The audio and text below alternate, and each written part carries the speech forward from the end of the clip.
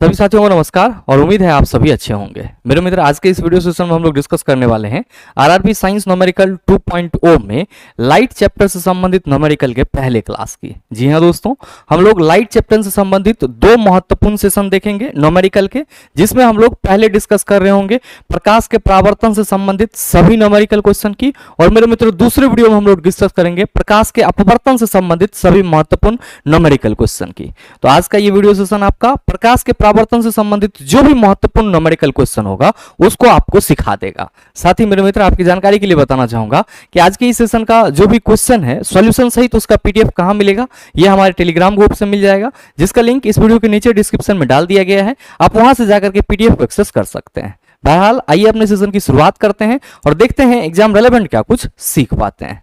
मेरे मित्र, सेशन को शुरू करने से पहले आप सबों को एक छोटा सा जानकारी देना चाहूंगा कि द लॉजिकल साइंस एप्लीकेशन पे हमारे जो भी बैचेस थे, चाहे वो NCERT special 6 to 10 science foundation हो, या फिर ALP and technician combo batch, basic science and engineering drawing, या फिर साइंस स्पेशल लाइव या record live plus recorded batch, और रेलवे साइंस प्रैक्टिस बैच, इन सभी पे सर अभी दिवाली ऑफर चल रहा है और आप इस ऑफर का लाभ 27 अक्टूबर से लेकर के 2 नवंबर तक ले सकते हैं। ध्यान में रखिएगा, अगर आपको इन सभी कोर्स में से किसी के बारे में भी और अधिक जानकारी चाहिए तो मेरे मित्र आप इस दिए गए नंबर पे कॉल या व्हाट्सएप कर सकते हैं। मेरे मित्र, हम लोग डिस्कस क्या करने वाले हैं? डिस्कस करने वाले हैं रिफ्लेक्शन ऑफ लाइट से संबंधित सभी न्यूमेरिकल क्वेश्चन की। रिफ्लेक्शन ऑफ लाइट से संबंधित सभी न्यूमेरिकल क्वेश्चन की। मेरे मित्र, प्रकाश के परावर्तन के न्यूमेरिकल क्वेश्चन को देखने के पहले मैं आप सबों को जानकारी के लिए बताना चाहूंगा कि आप सभी हमेशा ध्यान में रखिएगा, चाहे आप दर्पण से संबंधित न्यूमेरिकल क्वेश्चन करो या फिर लेंस से संबंधित न्यूमेरिकल क्वेश्चन करो, चिन्ह परिपाटी आपके माइंड में जरूर होना चाहिए। और मुझे ये पूरा विश्वास है कि आप सभी चिन्ह परिपाटी को अच्छे से समझ रहे होंगे।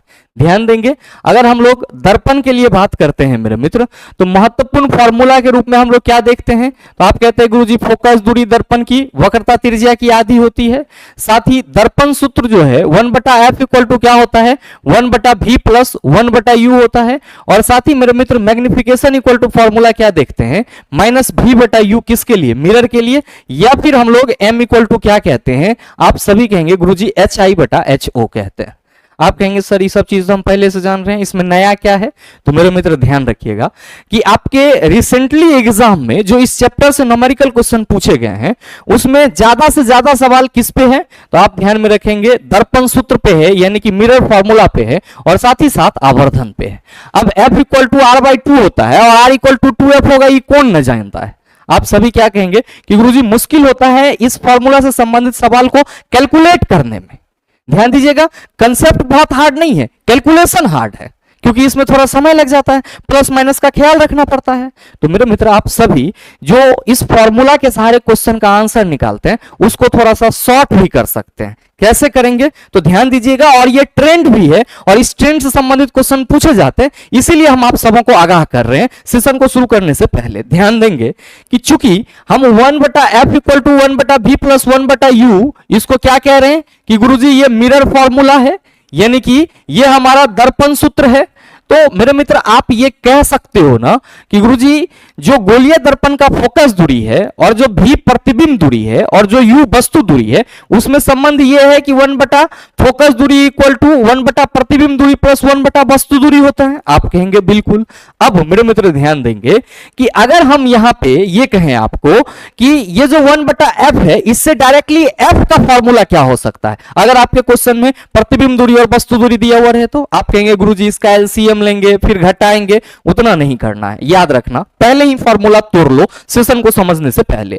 क्या 1/f equal to 1/v plus 1/u है, तो 1/f इक्वल टू हम लोग vu का एलसीएम लेंगे। आप कहेंगे गुरुजी एलसीएम नहीं होगा, गुना हो जाएगा। क्या होगा? vu, ये v कैंसिल तो आप कहेगा ऊपर u जाएगा, और मेरे मित्र ये u कैंसिल तो आप कहेंगे ऊपर v जाएगा। क्रॉस मल्टीप्लीकेशन कर दो, चला f into u plus v equal to क्या होगा? vu, और f इक्वल टू क्या हो जाएगा? तो आप सभी ध्यान में रखना vu/u प्लस v हो जाएगा। तो मेरे भाई, आप सभी इस चीज को कंठाग्र कर लेंगे कि अगर आपके किसी भी क्वेश्चन में वस्तु दूरी और प्रतिबिंब दूरी दी हुई है तो आप सभी कहेंगे मिरर फॉर्मूला तो ये होता है, लेकिन इसी को जब हम तोड़ते हैं तो हमें क्या मिल जाता है? f equal to vu/u plus v। क्या निकल जाता है? vu/u plus v। अब क्या कहेंगे गुरुजी एक स्टेप में सारा वैल्यू पुट करेंगे और आंसर आ जाएगा। ठीक इसी तरीके से अब अगर हम यहां पे क्या करना चाहे कि सर इससे भी निकालना चाहे और यू निकालना चाहे, तो आप क्या कहिएगा कि गुरुजी अगर आप इससे भी निकाल रहे हैं तो आप ये कह सकते हैं कि 1 बटा भी इक्वल टू क्या होगा, 1 बटा एफ। ये 1 बटा यू है इधर प्लस में, इधर आएगा तो आप कहिएगा माइनस में हो जाएगा। ये हो जाएगा 1 बटा एफ इक्वल टू 1 बटा एफ, 1 बटा भी इक्वल टू 1 बटा एफ माइनस 1 बटा यू। ध्यान देंगे कि सर यहां पे अगर हम एलसीएम लेंगे तो क्या कहिएगा, एफ यू हो जाएगा, एफ कैंसिल होगा, फिर यू कैंसिल होगा और ये हो जाएगा यू माइनस एफ। मेरे मित्र क्या कहोगे कि गुरुजी 1 बटा भी इक्वल टू हम u माइनस एफ बटा एफ यू लिख सकते हैं। क्रॉस मल्टीप्लीकेशन कर दो चला फिर से, v into U minus F equal to क्या होगा, एफ यू, और v इक्वल टू क्या हो जाएगा, आप सभी कहेंगे एफ यू बटा यू माइनस एफ। तो ये फॉर्मूला आप सभी प्रतिबिंब दूरी के लिए याद रखना। अगर आपके क्वेश्चन में फोकस दूरी और वस्तु दूरी दिया हुआ हो तो कोई जरूरी नहीं है इस तरह से अरेंज करने की, आप सीधे v equal to F U बटा क्या कहेंगे, u माइनस एफ कहेंगे। अब नेक्स्ट मेरे मित्र याद रखिएगा इसी तरीके से, चूंकि 1 बटा एफ इक्वल टू क्या होता है, 1 बटा भी प्लस 1 बटा यू। अब भी तो हमने निकाल लिया, एफ यू बटा यू माइनस एफ। भी क्या, यू क्या होगा अगर यू निकालने के लिए बोल दिया जाए तो आप कहेंगे 1 बटा यू इक्वल टू हो जाएगा गुरुजी 1 बटा एफ माइनस 1 बटा भी। याद रखेंगे 1 बटा यू इक्वल टू आप कहेंगे सर एफ भी हो जाएगा, ये कटेगा तो भी, और मेरे मित्र माइनस क्या होगा, आप सभी कहेंगे भी कटेगा तो एफ बच जाएगा, भी माइनस एफ। अब यहां पे क्रॉस मल्टीप्लीकेशन कीजिए, u इंटू भी minus F equal to F B, और भाई मेरे u इक्वल टू क्या हो जाएगा, एफ भी बटा भी माइनस एफ। अब इसको आप ऐसे ही एज इट इज याद रखिएगा, ऐसे ही एज इट इज याद रखिएगा। ये आपके एग्जाम के लिए बहुत ही सर मतलब कह सकते हो जरूरी है और आपके एग्जाम में ये समय को बचाएगा।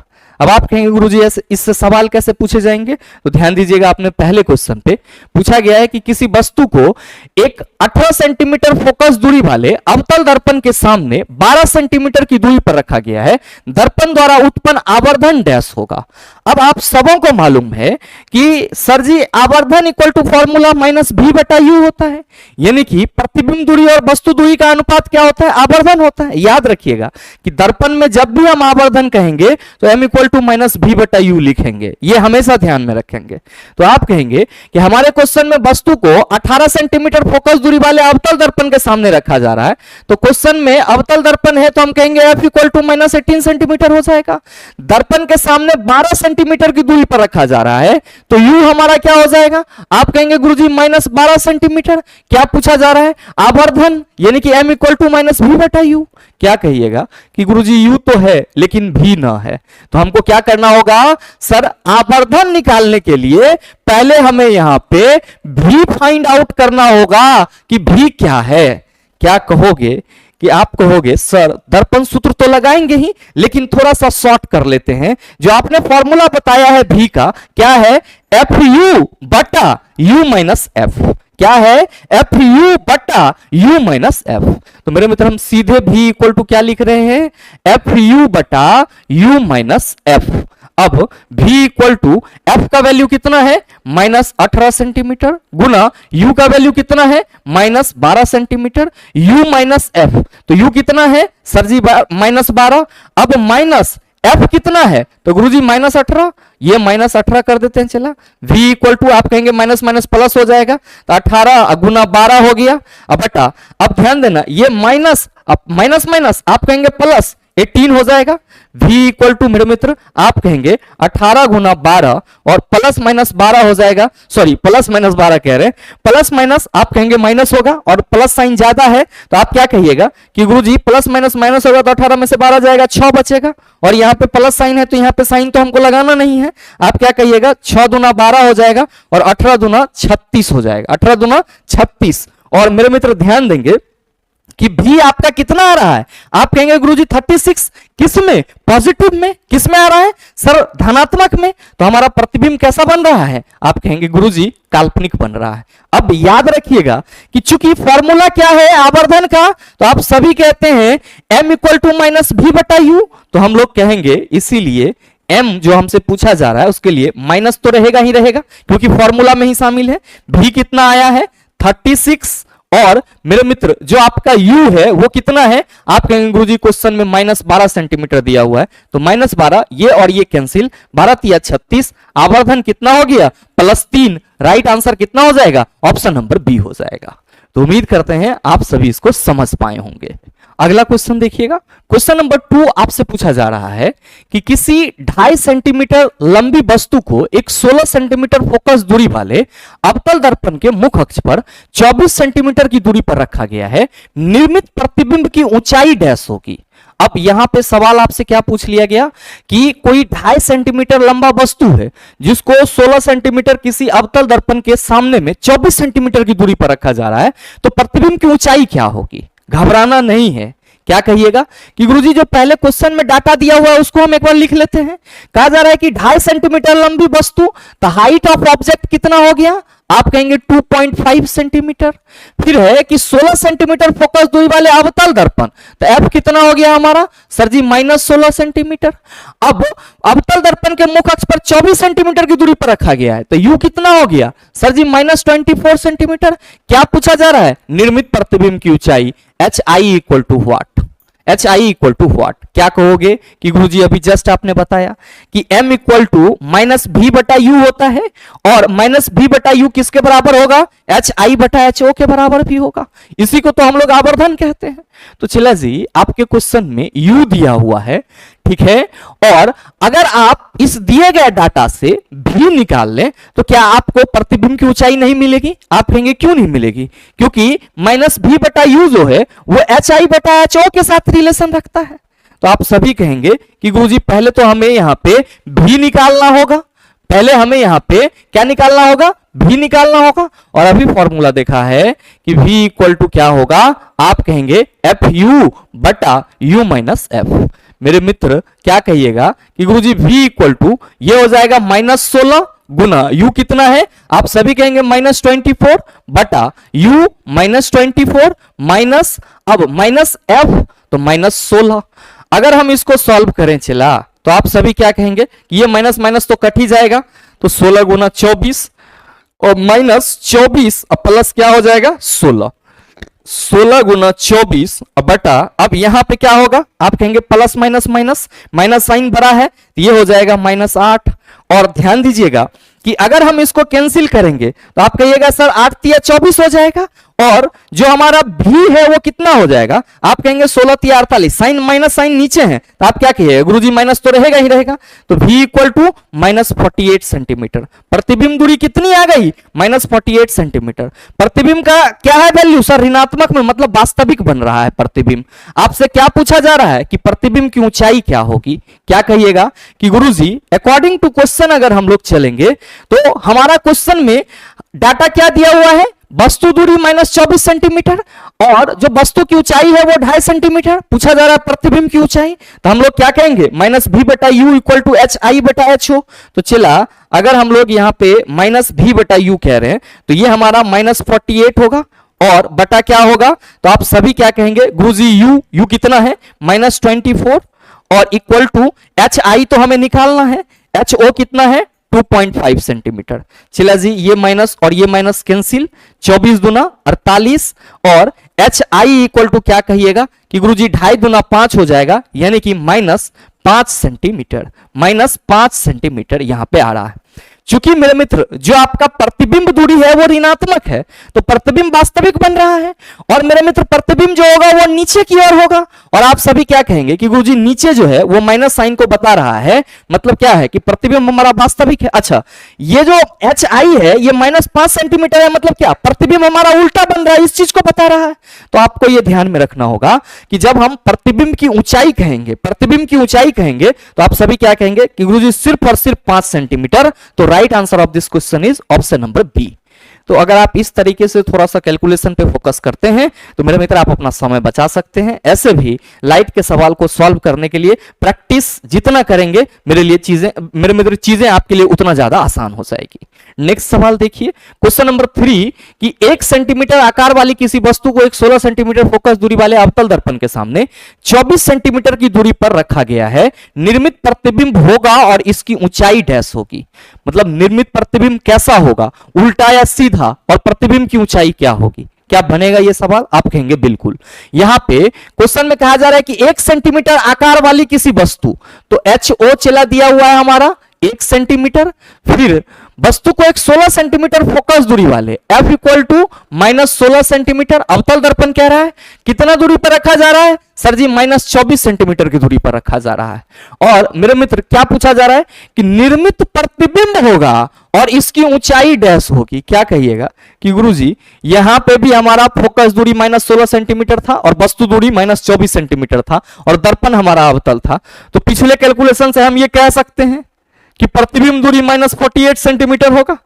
मेरे मित्र आप सॉल्व इसी 16 इंटू -24 को न करोगे, सॉल्व आप इसी -16 इंटू 24 को न करोगे, आप भी इक्वल टू क्या कहोगे कि एफ यू बटा यू माइनस एफ, तो -16 इंटू -24 बटा -16 इंटू -24, तो भी इक्वल टू क्या होगा? आप कहिएगा 16 गुना 24 बटा -16 प्लस 24, तो 16 गुना 24 बटा प्लस माइनस, आप कहेंगे गुरुजी माइनस हो जाएगा, प्लस माइनस माइनस, तो यहां पे आप सभी क्या कहिएगा? आप सभी कहेंगे कि सर ये हो जाएगा हमारा 8।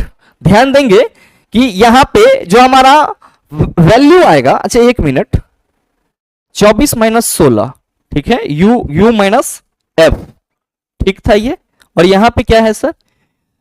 अच्छा हम ये उल्टा कर दिए ना, ये उल्टा कर दिए चला, इसीलिए तो हम कह रहे हैं u माइनस एफ करना चाहिए था ना, u माइनस एफ, उल्टा करेंगे तो आंसर गड़बड़ा जाएगा। -24 और -16 ये ऐसे लिखेंगे।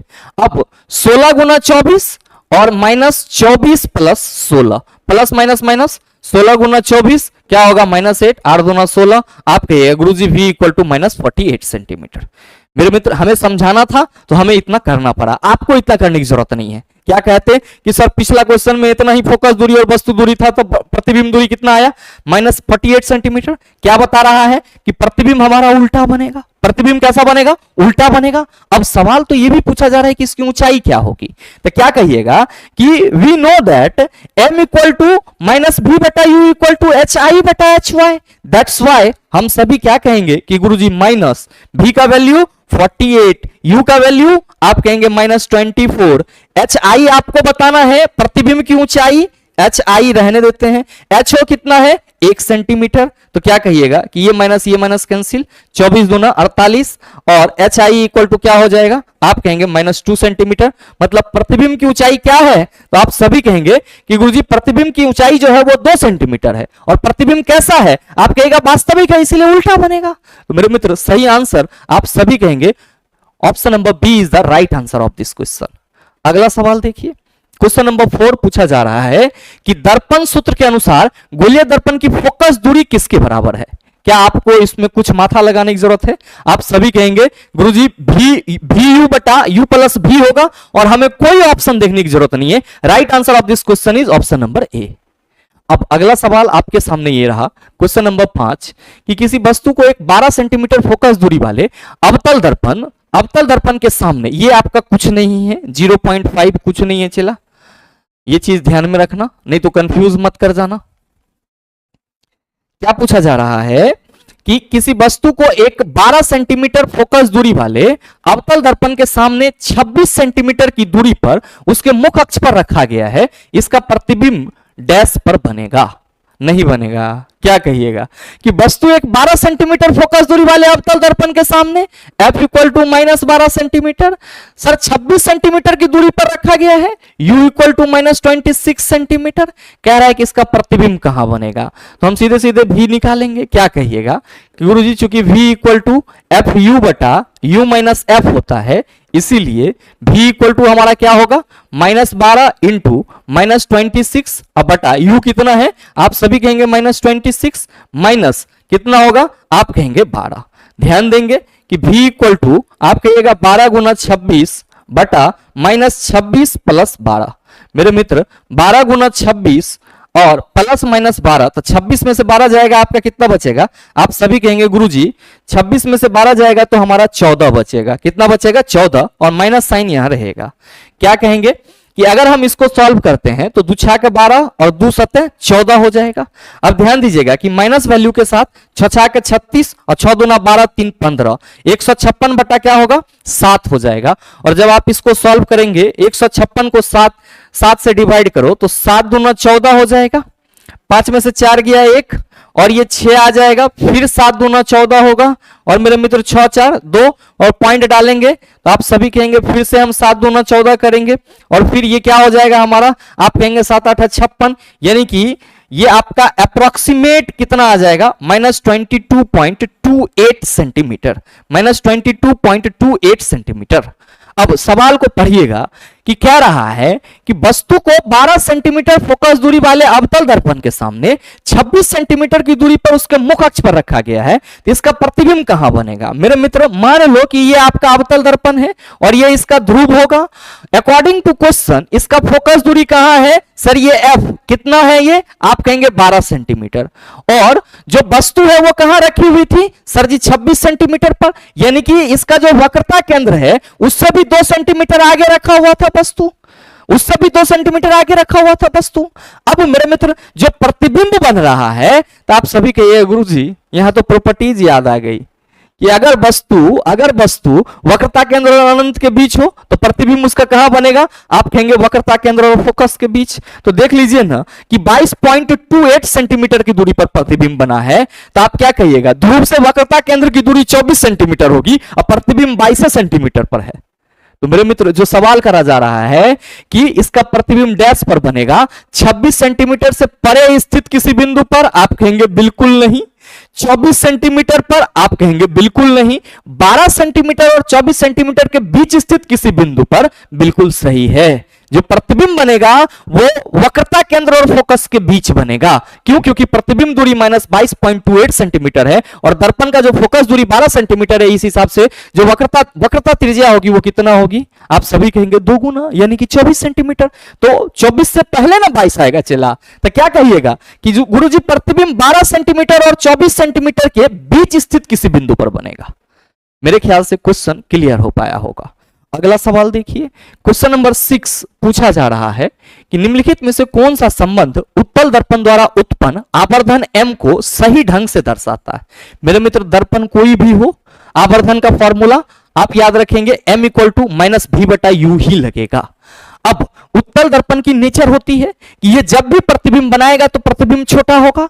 तो आवर्धन के केस में आप सभी ये याद रख लेना, सभी दर्पण के लिए क्या कि उत्तल दर्पण का जो आवर्धन होगा उसमें चूंकि प्रतिबिंब हमेशा छोटा बनता है, तो इसलिए आवर्धन 0 से बड़ा होगा और साथ में मेरे मित्र 1 से छोटा होगा। और अगर हम समतल दर्पण के लिए आवर्धन की बात करेंगे, तो आप सभी ध्यान में रखेंगे कि समतल दर्पण में प्रतिबिंब दूरी और वस्तु दूरी बराबर होती है, इसलिए आवर्धन हमेशा सर 1 के बराबर होगा। और मेरे मित्र अगर हम अवतल दर्पण की बात करेंगे तो अवतल दर्पण में जो प्रतिबिंब बनता है वो क्या होता है, बड़ा भी होता है, बराबर भी होता है और छोटा भी होता है। तो अवतल दर्पण के लिए जो आवर्धन होगा वो ध्यान में रखिएगा कि 1 से बड़ा और बराबर भी होगा, और साथ में मेरे मित्र संभव है कि 1 से छोटा भी हो। 1 से बड़ा और बराबर भी होगा आवर्धन, या संभव है कि सर 1 से छोटा भी हो।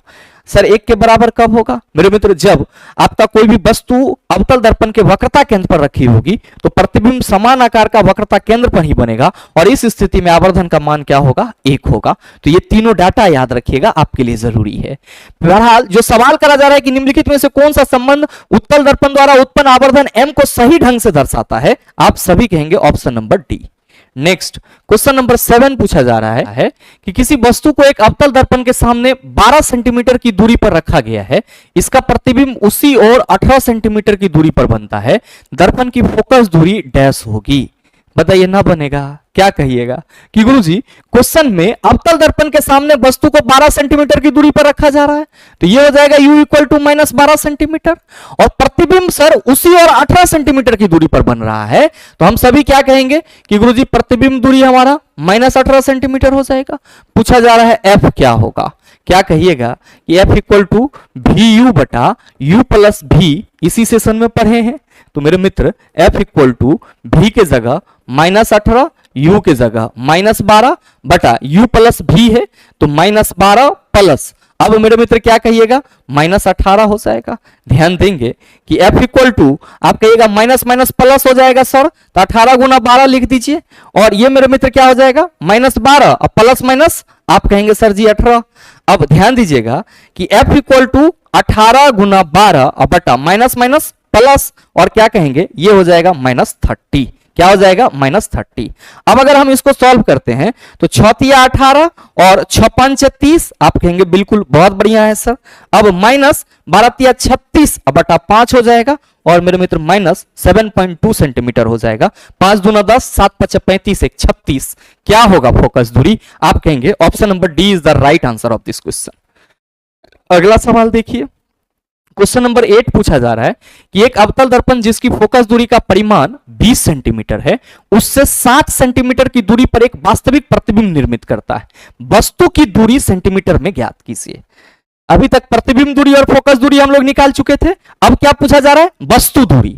तो क्या कहेंगे कि गुरुजी फोकस दूरी का परिमाण f इक्वल टू जो है वो हमारा -20 सेंटीमीटर दिया हुआ है, और u जो है हमें निकालना है, जबकि मेरे मित्र जो प्रतिबिंब दूरी है वो 60 सेंटीमीटर की दूरी पर वास्तविक प्रतिबिंब बन रही है, तो v इक्वल टू -60 सेंटीमीटर। क्या कहेंगे कि गुरुजी जो वस्तु दूरी होगी, हमने इसी सेशन में फॉर्मूला पढ़ा है, जो वस्तु दूरी होगी वो एफ भी बटा v माइनस एफ होगा। जो हमारा वस्तु दूरी होगी वो क्या होगा सर, एफ भी बटा v माइनस एफ। अब u इक्वल टू एफ हमारा कितना है, -20 गुना v कितना है सर जी -60। अब v माइनस, तो v -60 और मेरे मित्र माइनस f कितना है, आप कहेंगे 20 सेंटीमीटर। u इक्वल टू आप कहिएगा 20 गुना 60 हो जाएगा, और -60 और प्लस 20 होगा। अब u इक्वल टू क्या होगा, 20 गुना 60 और बटा मेरे मित्र ध्यान देना प्लस माइनस माइनस, आप कहेंगे गुरुजी ये हो जाएगा -40। अब अगर हम यहां से सॉल्व करें तो 20 दूना 40 हो जाएगा और 30 दूना 60, यानी कि u इक्वल टू आपका कितना आ जाएगा, आप कहेंगे -30 सेंटीमीटर। तो सही आंसर आपका ऑप्शन नंबर डी हो जाएगा। अगला सवाल देखिए, क्वेश्चन नंबर 9 पूछा जा रहा है कि यदि किसी वस्तु को 2.5 सेंटीमीटर फोकस दूरी वाले अवतल दर्पण के ध्रुव से 5 सेंटीमीटर की दूरी पर रखा जाता है तो उत्पन्न आवर्धन डैश होगा। क्या रहा है कि 2.5 सेंटीमीटर फोकस दूरी वाले अवतल दर्पण के ध्रुव से 5 सेंटीमीटर की दूरी पर रखा जाता है, तो यहां पे जो फोकस दूरी है वो कितना है सर जी, 2.5 सेंटीमीटर, और कहां रखा जा रहा है, ध्रुव से 5 सेंटीमीटर की दूरी पर। तो वस्तु दूरी कितनी है, -5 सेंटीमीटर। आवर्धन m इक्वल टू वाट, बताओ ना बनेगा चिल्ला, क्या कहोगे कि सर m इक्वल टू तो -v बटा u होता है, और क्वेश्चन में सिर्फ और सिर्फ u दिया हुआ है, तो v निकाल ना लो चिल्ला, एफ यू बटा u माइनस एफ से। क्या कहोगे कि सर -2.5 इंटू -5 हो जाएगा बटा u माइनस एफ -5 माइनस ये क्या हो जाएगा, आप कहेंगे -2.5। ध्यान देना कि 2.5 इंटू 5 बटा -5, अब माइनस माइनस आप कहेंगे +2.5। ध्यान दो चिल्ला कि 2.5 इंटू 5, अच्छा प्लस माइनस माइनस होगा, तो आप कहेगा 5 में से अढ़ाई घटाएंगे, अढ़ाई हो जाएगा, -2.5 कैंसिल। तो ये कितना हो गया सर, प्रतिबिंब दूरी -5 सेंटीमीटर आ गया। तो आवर्धन कितना होगा, आप कहेंगे m इक्वल टू -v बटा u होता है, तो प्रतिबिंब दूरी हमारा -5 सेंटीमीटर, -5 सेंटीमीटर, और वस्तु दूरी हमारा कितना है, आप सभी कहेंगे -5 सेंटीमीटर। ये माइनस इसको कैंसिल करेगा, और आवर्धन -1 आ गया। देख लो किस ऑप्शन में है, चला ऑप्शन नंबर सी में। सवाल में दम नहीं है, लेकिन कैलकुलेशन आपको करना पड़ेगा। नेक्स्ट क्वेश्चन नंबर 10 पूछा जा रहा है कि एक प्रतिबिंब का आवर्धन +1.5 है तथा गोलीय दर्पण से वस्तु की दूरी 30 सेंटीमीटर है, प्रतिबिंब डैश पर बनेगा। क्वेश्चन में आपसे यह कहा जा रहा है कि कोई प्रतिबिंब है जिसका आवर्धन m इक्वल टू कितना है, +1.5। आवर्धन पॉजिटिव है, मतलब प्रतिबिंब हमारा काल्पनिक है। वस्तु दूरी, तो आप कहेंगे उत्तल हो या अवतल हो, सर दिया हुआ है वस्तु की दूरी -30 सेंटीमीटर पर है, तो प्रतिबिंब कहां बनेगा, क्या कहिएगा कि गुरुजी चूंकि m equal to minus v बटा u होता है, और आवर्धन हमारा 1.5 दिया हुआ है, माइनस साइन तो रहेगा ही रहेगा। अब प्रतिबिंब दूरी हमसे पूछा जा रहा है, वस्तु दूरी माइनस 30 सेंटीमीटर दिया हुआ है, ये और ये कैंसिल होगा, और हम लोग v इक्वल टू क्या कहेंगे, v इक्वल टू क्या कहेंगे 1.5 इंटू 30, पॉइंट हटा देंगे तो आप कहिएगा ये जीरो इसको कैंसिल करेगा, और v इक्वल टू हमारा क्या हो जाएगा 45 सेंटीमीटर। और चिल्ला गोलीय दर्पण में प्रतिबिंब कहां बनेगा, आप कहेंगे गुरुजी गोलीय दर्पण में प्रतिबिंब दूरी पॉजिटिव आ रहा है, तो हम कहेंगे दर्पण के पीछे बनेगा, कितना दूरी पर 45 सेंटीमीटर की दूरी पर। तो सही आंसर आपका ऑप्शन नंबर ए हो जाएगा। अगला सवाल देख लीजिए, क्वेश्चन नंबर 11 आपसे पूछा जा रहा है कि एक गोलीय दर्पण द्वारा उत्पन्न आवर्धन निम्नलिखित में से किसके बराबर है। तो आप सभी कहते हैं आवर्धन या तो माइनस v बटा u के बराबर होगा, या m equal to H I बटा एच ओ के बराबर होगा, जहां प्रतिबिंब की ऊंचाई और वस्तु की ऊंचाई के अनुपात को हम लोग क्या कहते हैं, आवर्धन। तो right answer of this question is option number B हो जाएगा। अगला सवाल देखिए, क्वेश्चन नंबर 12 आपसे पूछा जा रहा है कि एक प्रकाश किरण एक 20 सेंटीमीटर वक्रता त्रिज्या वाले उत्तल दर्पण के बिंदु M पर आपतित होती है, यह समान पथ के अनुदिश वापस परावर्तित होती है और इसके वक्रता केंद्र C से आती हुई प्रतीत होती है। नई कार्तीय चिन्ह परिपाटी का पालन करते हुए PC डैश होगा। क्या कहिएगा कि गुरुजी यही हमारा उत्तल दर्पण है और ये इसका क्या होगा, आप कहेंगे मुख अक्ष हो जाएगा। और हम सबों को मालूम है कि उत्तल दर्पण की मुख अक्ष दर्पण के पीछे होती है। यह दर्पण का ध्रुव होगा P और ये क्या होगा, आप कहेंगे F, और ये क्या होगा C। अकॉर्डिंग टू क्वेश्चन एक प्रकाश किरण एक 20 सेंटीमीटर वक्रता त्रिज्या वाले, मतलब P से लेकर के F तक की दूरी कितनी है 20 सेंटीमीटर, ठीक है। कह रहा है कि 20 सेंटीमीटर वक्रता त्रिज्या वाले उत्तल दर्पण ध्रुव P के बिंदु M पर आपतित होती है और यह समान पथ के अनुदिश वापस परावर्तित होती है। मतलब ये जो इस पे आपतित हो रही है सर वो इस अकॉर्डिंग हो रही है, और जब ये इस अकॉर्डिंग हो रही है तो सर इस मार्ग में जैसे ही जा रही है ये इसी मार्ग में लौट आ रही है। तो आप कहेंगे गुरुजी ये संभव है कि वक्रता केंद्र के अनुदिश जा रही है। किसके अनुदिश जा रही है, वक्रता केंद्र के अनुदिश। चूंकि वक्रता केंद्र से खींची गई कोई भी रेखा जो दर्पण के कार्वेचर पर पड़ती है वो त्रिज्या होती है और ये लंब होता है, तो आप सभी कहेंगे यहाँ पे ये नॉर्मल का काम करेगा। और नॉर्मल के अनुदिश अगर कोई प्रकाश की किरण जा रही है तो आप कहेंगे सर वो उसी के अकॉर्डिंग रिटर्न भी हो जाएगा। ऐसे जाएगा ऐसे रिटर्न हो जाएगा, जिस रास्ते से जाएगा उसी रास्ते से रिटर्न हो जाएगा। तो कह रहा है कि कार्तीय चिन्ह परिपाटी का पालन करते हुए PC इक्वल टू व्हाट, मतलब मुख अक्ष क्या है, तो PC बेस 20 सेंटीमीटर दिया हुआ है। आप कहेंगे उत्तल दर्पण में जो इसकी सर आपतित प्रकाश की दूरी होगी उस आपतित प्रकाश की दिशा में मापी गई सभी दूरियां धनात्मक होगी। तो उत्तल दर्पण की जो PC यानी कि वक्रता त्रिज्या होती है वो क्या होती है, धनात्मक होती है। इसीलिए सही आंसर हमारा ऑप्शन नंबर C हो जाएगा। उत्तल दर्पण की बात की जा रही है तो उत्तल दर्पण की वक्रता त्रिज्या धनात्मक, फोकस दूरी धनात्मक, तो आप सभी कहेंगे कि यहां पे जो हमारा आंसर होगा वो ऑप्शन नंबर C हो जाएगा। नेक्स्ट क्वेश्चन नंबर 13 आपसे कहा जा रहा है कि आयरलैंड की लेविधान दूरबीन में 3 मीटर फोकस दूरी वाले अवतल दर्पण का उपयोग किया गया। मेरे मित्र जो अवतल दर्पण का उपयोग किया गया उसका फोकस दूरी कितना है सर जी -3 मीटर। कह रहा है कि यदि इससे 4 मीटर की दूरी पर किसी वस्तु का 80 सेंटीमीटर ऊंचा प्रतिबिंब बनता है, यानी कि मेरे मित्र कहा जा रहा है कि यदि इससे 4 सेंटीमीटर की दूरी पर कोई वस्तु रखी हुई है तो उसका प्रतिबिंब 80 सेंटीमीटर ऊंचा बनता है। तो आपसे पूछा जा रहा है कि वस्तु की ऊंचाई, वस्तु की दूरी 4 मीटर की दूरी पर, मतलब प्रतिबिंब दूरी 4 मीटर है। चला यहां पे ये ध्यान देना। तब आपसे पूछा जा रहा है कि वस्तु की दूरी, आवर्धन क्षमता ज्ञात कीजिए और वस्तु की ऊंचाई भी बताइए। मेरे मित्र परेशान नहीं होंगे, अवतल दर्पण में फोकस दूरी 3 मीटर है और यदि इससे 4 मीटर की दूरी पर किसी वस्तु का 80 सेंटीमीटर ऊंचा प्रतिबिंब बन रहा है तो मेरे मित्र ध्यान रखेंगे कि भी क्या होगा -4 मीटर। और क्या कहा जा रहा है कि वस्तु का 80 सेंटीमीटर ऊंचा प्रतिबिंब बन रहा है। HI इक्वल टू क्या हो जाएगा सर जी 80 सेंटीमीटर। आपसे क्या पूछा जा रहा है कि वस्तु की ऊंचाई HO इक्वल टू व्हाट, फिर क्या पूछा जा रहा है कि वस्तु की दूरी U इक्वल टू व्हाट, और फिर क्या पूछा जा रहा है आवर्धन क्षमता M इक्वल टू व्हाट। क्या कहोगे कि गुरुजी फोकस दिया हुआ है, प्रतिबिंब दूरी दिया हुआ है, कमी सिर्फ किसकी है, आप सभी कहेंगे वस्तु दूरी की। और वस्तु दूरी जैसे ही निकलेगा पूरा का पूरा काम तमाम हो जाएगा। क्या कहेंगे कि गुरुजी चूंकि U इक्वल टू FV बटा V माइनस F होता है तो FV, F कितना है -3 और इंटू V कितना होगा -4 बटा भी हमारा कितना है, आप सभी कहेंगे -4, और ये माइनस होगा, और एफ कितना है, -3। मेरे मित्र आप सभी क्या कहिएगा कि u इक्वल टू सर जी हो जाएगा 3 गुना 4 -4 + 3। ये कितना हो गया चला, 4 तिया 12 और माइनस प्लस माइनस माइनस, तो आप कहिएगा गुरुजी ये -1 हो जाएगा। तो हम u इक्वल टू क्या कह सकते हैं, आप सभी कहेंगे -12 मीटर। क्या कहिएगा, -12 मीटर। ध्यान देना ये आवर्धन भी पूछा जा रहा है, आवर्धन क्षमता ज्ञात कीजिए। तो चूंकि m इक्वल टू क्या होता है, -v बटा u, तो माइनस साइन रहने देते हैं चला। प्रतिबिंब दूरी कितना है, आप कहेंगे -4 मीटर, तो लीजिए -4 मीटर। और u कितना है आपका, तो आप कहेंगे -12। ये और ये कैंसिल, 4 एकम 4, 4 तिया 12, ये कितना हो गया, -1/3। आवर्धन कितना हो गया, -1/3। ध्यान देंगे प्रतिबिंब हमारा कैसा बन रहा है, तो कहा जा रहा है कि दर्पण का उपयोग किया जा रहा है और वस्तु का 4 मीटर की दूरी पर 80 सेंटीमीटर ऊंचा प्रतिबिंब बन रहा है।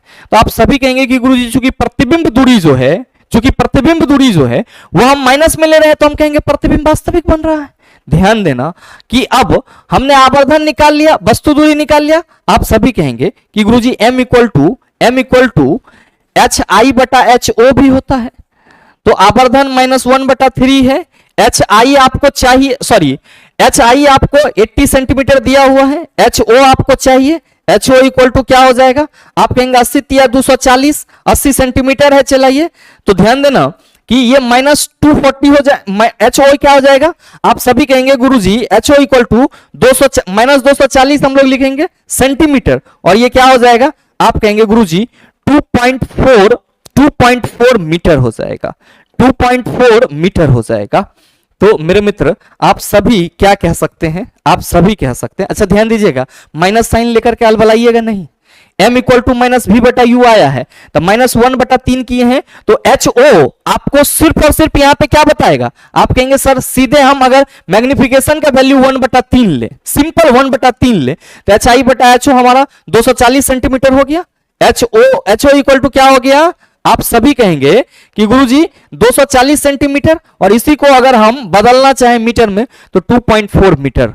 तो मेरे मित्र वस्तु की ऊंचाई आपसे पूछा जा रहा है, तो आप कहिएगा 2.4 मीटर। फिर कह रहा है कि वस्तु की दूरी तब -12 मीटर, तब 12 मीटर, और आवर्धन -1/3। देख लीजिए कहां है, आप कहेंगे सर पहले ऑप्शन में 2.46 मीटर है, नहीं होगा, क्रम यहां पे 2.4 मीटर है क्या वस्तु की ऊंचाई, ठीक है। और सर जो आपका वस्तु दूरी है 12 मीटर और आवर्धन है सर 1/3, तो सर सही आंसर आपका ऑप्शन नंबर बी हो जाएगा। सवाल मतलब एक सवाल में 3 क्वेश्चन घुसाए हुए हैं, तो ये रेलवे जो है आपको टाइम कंज्यूम करने के लिए ऐसा सवाल देगी, लेकिन मेरे मित्र डिपेंड आप पे करेगा कि आप समय बचाते हुए कितना बढ़िया तरीके से उसको सॉल्व कर पाते हैं। अगला क्वेश्चन नंबर 14 देखिएगा कि एक कांच की पट्टी पर उसके अभिलंब के अनुदिश आपतित एक प्रकाश किरण का आपतन कोण कितना होगा। अभिलंब के अनुदिश आएगा तो ना आपतन कोण बनेगा ना परावर्तन कोण, आप कहिएगा गुरुजी 0 हो जाएगा। अब ध्यान दीजिएगा कि आपतन कोण और परावर्तन कोण कब होता है, तो हम लोग कहते हैं अगर कोई प्रकाश की किरण ऐसे गिरे और ऐसे परावर्तित हो जाए तो यहां पे जो रेखा होगी वो अभिलंब होगी। तो आपतित किरण और नॉर्मल के बीच बना कोण, आप कहेंगे आपतन कोण। परावर्तित किरण और नॉर्मल के बीच बना कोण, आप कहेंगे परावर्तन कोण। तो चला जी आपको ये ध्यान में रखना होगा, जब प्रकाश की किरणें अभिलंब के अनुदिश आ रही है तो यहां पे तो जो आपका अभिलंब और आपतित किरण के बीच एंगल बनना चाहिए, आप कहेंगे वो नहीं बन रहा है। तो जब एंगल ही नहीं बन रहा है तो एंगल का वैल्यू हम कहां से बताएंगे। अगला सवाल देख लीजिए, क्वेश्चन नंबर 15 कि वास्तविक प्रतिबिंब पाने के लिए एक वस्तु 20 सेंटीमीटर फोकस दूरी वाले अवतल दर्पण से 30 सेंटीमीटर की दूरी पर रखी है, दर्पण से प्रतिबिंब की दूरी क्या होगी। क्या मेरे मित्र ये आपसे सॉल्व नहीं होगा, इतना क्वेश्चन मैंने सॉल्व कराया है। मेरे मित्र इस क्वेश्चन का सही जवाब आप सभी नीचे कमेंट करके जरूर देना, आपके कमेंट का इंतजार रहेगा। अगला सवाल देखना, क्वेश्चन नंबर 16 पूछा जा रहा है कि यदि किसी अवतल दर्पण पर आपतन कोण 30 डिग्री हो, यहां ध्यान देंगे कि ये 5 कुछ नहीं है, यहां ये 5 कुछ नहीं है, 5 कुछ नहीं है, पूछा जा रहा है कि यदि किसी अवतल दर्पण पर आपतन कोण 30 डिग्री हो तो परावर्तन कोण का मान, आप कहेंगे परावर्तन के दूसरे नियम से angle I equal to angle R होता है, तो हम कहेंगे आपतन कोण परावर्तन कोण के बराबर होगा। आपतन कोण 30 डिग्री है तो परावर्तन कोण भी हमारा 30 डिग्री होगा। नेक्स्ट क्वेश्चन नंबर 17 पूछा जा रहा है कि एक अवतल दर्पण सूर्य के सामने इस तरह से रखा गया कि सूर्य की किरणों का अभिसरण दर्पण के मुख अक्ष पर 5 सेंटीमीटर दूर एक बिंदु पर हो रहा है। सर अभिसरण कहां हो रहा है, तो आप कहेंगे दर्पण के मुख अक्ष पर 5 सेंटीमीटर की दूरी पर, और सूर्य से आ रही है प्रकाश, तो सूर्य से आ रही प्रकाश को हम लोग क्या कहते हैं, सर दर्पण के समक्ष में ये दर्पण के मुख अक्ष के समांतर होती है, और ये कहां पे अभिसरित हो रही है, सर 5 सेंटीमीटर पे, वो इसका क्या होगा, आप कहेंगे फोकस दूरी। अब कह रहा है कि अब यदि 3 सेंटीमीटर लंबी एक मोमबत्ती को दर्पण के मुख अक्ष पर 10 सेंटीमीटर की दूरी पर रखा जाए तो मोमबत्ती का प्रतिबिंब कितनी दूरी पर बनेगा, बताइए ना बनेगा, क्या कहिएगा कि गुरुजी चूंकि अभिसरित हो रहा है 5 सेंटीमीटर पे, तो हम कहेंगे कि F इक्वल टू -5 सेंटीमीटर होगा। ध्यान देंगे कि यहां पे अवतल दर्पण की बात की जा रही है तो फोकस दूरी ऋणात्मक। अब 3 सेंटीमीटर लंबी मोमबत्ती, तो मोमबत्ती के आकार से कुछ लेना देना नहीं है, मुख अक्ष पर 10 सेंटीमीटर की दूरी पर रखी गई है, तो U इक्वल टू -10 सेंटीमीटर हो गया। U इक्वल टू क्या हो गया, -10 सेंटीमीटर। आपसे पूछा जा रहा है कि मोमबत्ती का प्रतिबिंब कितनी दूरी पर बनेगा, यानी कि V इक्वल टू व्हाट, क्या कहोगे, V इक्वल टू गुरुजी FU बटा U माइनस F। F कितना है आपका, आप कहेंगे -5 गुना U कितना है, सर जी -10। अब U माइनस F, यहां पे U माइनस F होगा, चला U कितना है, आप कहेंगे -10। अब F कितना, U -10 है, F कितना है -5, तो चला V इक्वल टू क्या हो जाएगा, 5 गुना 10, 5 गुना 10, अब -10, अब माइनस माइनस प्लस हो जाएगा, तो लिख लो, चला -10 प्लस 5, फिर 5 गुना 10 बटा माइनस, सॉरी अभी यहां पे कैलकुलेट करके लिख दो, प्लस माइनस माइनस, आप कहेंगे -5 होगा। ये ओहो, एक मिनट, चला ये 5 इंटू 10 इक्वल टू क्या हो जाएगा, प्लस माइनस माइनस, तो आप कहेंगे -5, ये और ये कैंसिल, V इक्वल टू आपका कितना हो जाएगा, -10 सेंटीमीटर। तो जो आपसे सवाल करा जा रहा है कि मोमबत्ती का प्रतिबिंब कितनी दूरी पर बनेगा, आप कहेंगे प्रतिबिंब 10 सेंटीमीटर की दूरी पर बनेगा। कितनी दूरी पर, 10 सेंटीमीटर की दूरी पर। नेक्स्ट क्वेश्चन नंबर 18 पूछा जा रहा है कि 20 सेंटीमीटर की वक्रता त्रिज्या वाले एक अवतल दर्पण की फोकस दूरी क्या होगी, क्या कहिएगा कि गुरुजी F इक्वल टू R/2 होता है और 20/2 10 centimetre. Right answer of this question is option number D. अगला क्वेश्चन नंबर 19 आपसे पूछा जा रहा है कि 1.2 सेंटीमीटर ऊंचाई की एक वस्तु दर्पण से 60 सेंटीमीटर की दूरी पर वास्तविक प्रतिबिंब पाने के लिए 20 सेंटीमीटर फॉक्सीकरण के एक अवतल दर्पण से 30 सेंटीमीटर पहले रखी हुई है, प्राप्त प्रतिबिंब की ऊंचाई ज्ञात करें। मेरे मित्र याद रखिएगा, एग्जाम में जब भी ऐसे सवाल मिलेंगे तो उसको आप पहले एक बार पढ़ने का कोशिश कीजिएगा, क्योंकि प्रश्न को अगर आप पूरा पढ़ते हैं तो आधा उत्तर तो आपको प्रश्न में ही मिल जाता है। कह रहा है कि 1.2 सेंटीमीटर ऊंचाई की एक वस्तु, तो HO 1.2 सेंटीमीटर, दर्पण से 60 सेंटीमीटर की दूरी पर वास्तविक प्रतिबिंब पाने के लिए 20 सेंटीमीटर फोकसीकरण की एक अवतल दर्पण से 30 सेंटीमीटर पहले रखी हुई है। तो मेरे मित्र दर्पण से 60 सेंटीमीटर के दूर पर प्रतिबिंब मिलना है, तो आप कहेंगे गुरुजी V इक्वल टू -60 सेंटीमीटर होगा, और F हमारा कितना होगा, आप कहेंगे 20 सेंटीमीटर के फॉक्सीकरण कह रहा है, तो F इक्वल टू -20 सेंटीमीटर हो जाएगा। और मेरे मित्र क्या कहा जा रहा है कि अवतल दर्पण से 30 सेंटीमीटर पहले रखी हुई है, तो जो आपका वस्तु दूरी है वो कितना है, -30 सेंटीमीटर। पूछा जा रहा है प्रतिबिंब की ऊंचाई, क्या कहिएगा कि गुरुजी तो मजाक मजाक में सॉल्व हो गया, कैसे, तो आपसे प्रतिबिंब की ऊंचाई पूछा जा रहा है और आप सबों को मालूम है कि -V/U इक्वल टू क्या होता है, HI/HO। तो चला जी यहां पे माइनस साइन रह दीजिए, और V का वैल्यू कितना है -60, U का वैल्यू कितना है -30, HI पूछा जा रहा है आपसे, और HO कितना दिया हुआ है 1.2। क्या कहिएगा, ये पॉइंट कैंसिल, 30 दूना 60, HI इक्वल टू क्या हो जाएगा -2.4 सेंटीमीटर। क्या होगा, -2.4 सेंटीमीटर। तो आप सभी कहेंगे option number A is the right answer of this question. ध्यान दीजिएगा कि किसी किसी ऑप्शन में, किसी किसी क्वेश्चन में आपका प्रतिबिंब की ऊंचाई के साथ माइनस इंक्लूड किया जाता है, किसी के साथ नहीं किया जाता है।